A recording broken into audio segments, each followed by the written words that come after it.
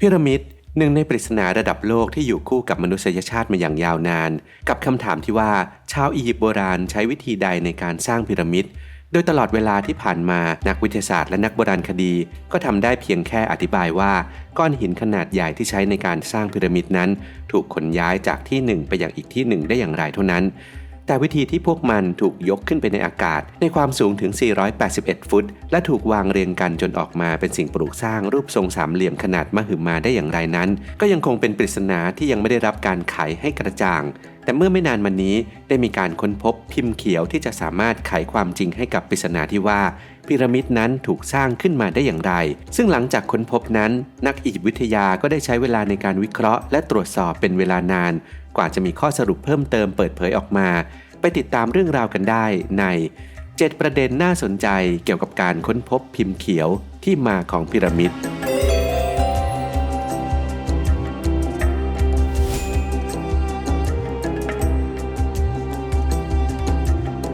สนับสนุนโดยสถาบันมารุโชติโรงเรียนสอนการอาชีพเฉพาะทางอาชีพเรือสำราญและการโรงแรมเพียงคุณมุ่งมั่นเราพร้อมผลักดันสนใจติดต่อ0971597447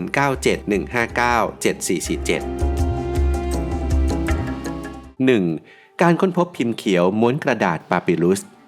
เมื่อ6ปีก่อนในปี2016นักโบราณคดีได้ค้นพบพิมพ์เขียวม้วนกระดาษปาปิรุสหรือก็คือม้วนกระดาษปาปิรุสที่อธิบายวิธีการขนส่งและนำวัสดุที่ใช้ในการก่อสร้างมหาพีระมิดแห่งกิซ่ามาจากที่ห่างไกลได้อย่างไรซึ่งการค้นพบในครั้งนี้ก็นับว่าเป็นการค้นพบความเป็นจริงในอียิปต์ที่ยิ่งใหญ่ที่สุดในศตวรรษที่21ซึ่งถึงแม้พิมพ์เขียวจะถูกค้นพบตั้งแต่เมื่อ6ปีก่อนแต่เพราะว่าถูกเขียนด้วยอักษรฮีโรกลิฟิกทำให้ทีมนักวิจัยและนักภาษาศาสตร์ต้องใช้เวลานานในการแกะข้อมูลและเนื้อหาภายในนั้นออกมาทำให้เนื้อหาของพิมพ์เขียวนั้นเพิ่งจะถูกปล่อยออกมาเมื่อช่วงต้นปี 2022 นี้เองครับ 2. หินปูนที่ใช้ในการก่อสร้างพีระมิดนั้นถูกขนส่งผ่านระบบคลองส่งน้ำ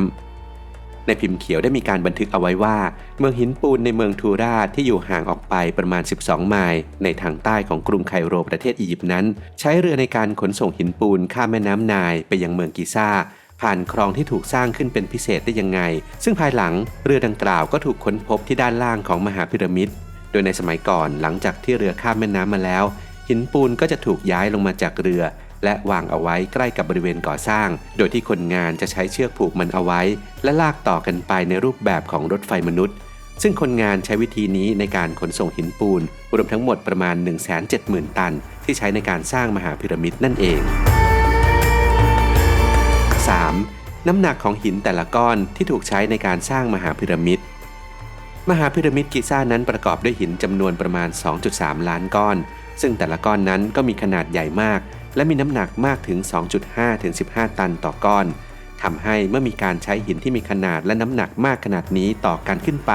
เป็นมหาพีระมิดกิซ่าที่มีความสูงถึง481ฟุตเมื่อเวลาผ่านไปโครงสร้างของพีระมิดจึงจมลงไปในทรายเล็กน้อยทำให้ตอนนี้มหาพีระมิดกิซ่ามีความสูงเพียง455ฟุตเท่านั้นครับ 4.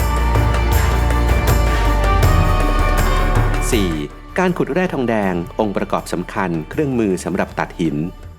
การออกเดินทางเพื่อขุดแร่ทองแดงในการนำมาทำเครื่องมือสำหรับตัดหินที่ใช้ในการสร้างพีระมิดของชาวอียิปต์นับว่าเป็นเรื่องสำคัญ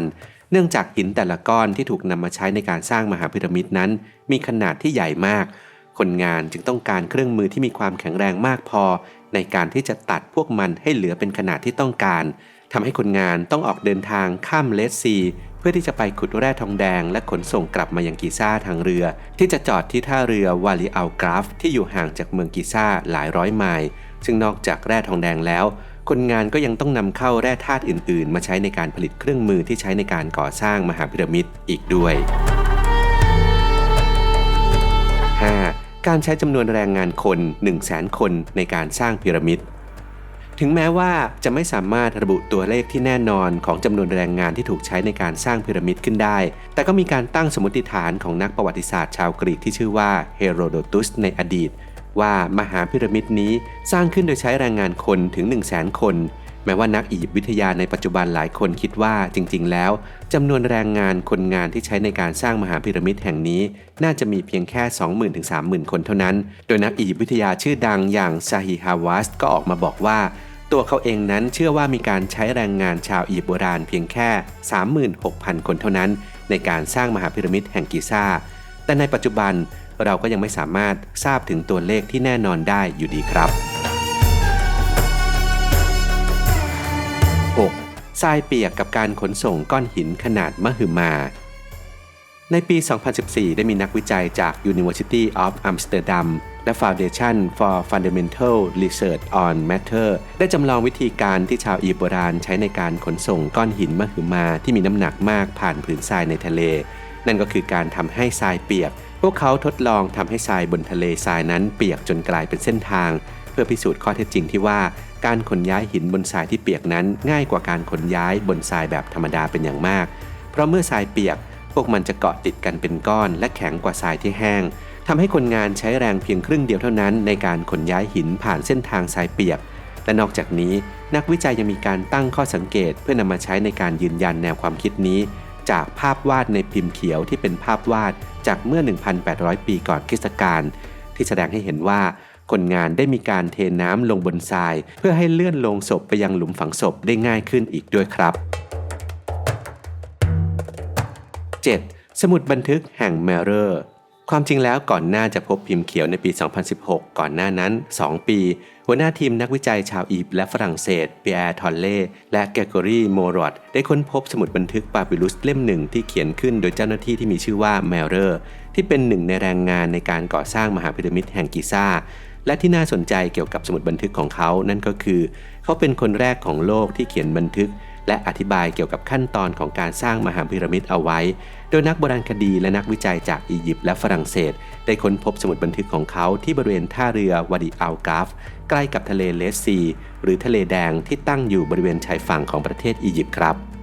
โดยในสมุดบันทึกของแมเรอร์ได้มีการกล่าวถึงการที่เขาต้องทำงานให้กับผู้สูงศักดิ์อังคาฟผู้ที่มีศักดิ์เป็นพี่ชายต่างมารดาของฟาโรห์คูฟูและเขามีหน้าที่ดูแลชายหนุ่มมากกว่า40คน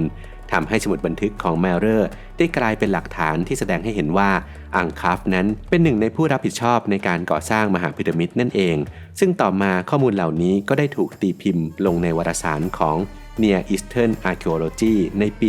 2014 โดยปีแอร์และเกโกรีผู้ค้นพบนั่นเองและนี่คือข้อมูลทั้งหมดที่ปรากฏในพิมพ์เขียวม้วนกระดาษปาปิรุสและจากข้อมูลในสมุดบันทึกแห่งแมเรอร์ที่ได้รับการยืนยันแล้วทั้งจากทางนักวิจัยนักวิทยาศาสตร์นักโบราณคดีและนักอียิปต์วิทยาในปัจจุบันครับและถึงแม้ว่าจะยังคงมีอีกหลายทฤษฎีเกี่ยวกับการสร้างพีระมิดที่ยังไม่ได้รับการยืนยันหรือมีหลักฐานที่แน่นพอแต่ที่เรารู้แน่นอนจากการค้นพบเจอหลักฐานใหม่อย่างพิมพ์เขียวและสมุดบันทึกนั่นก็คือพีระมิดนั้นไม่ได้ถูกสร้างโดยมนุษย์ต่างดาวอย่างแน่นอนและพีระมิดก็ถูกสร้างขึ้นมาจากผลงานของมนุษย์อย่างแท้จริงนั่นเองหรือว่าถ้าหากใครมีเรื่องไหนที่เราไม่ได้กล่าวถึงก็สามารถแบ่งปันกันได้ในช่องคอมเมนต์เลยนะครับ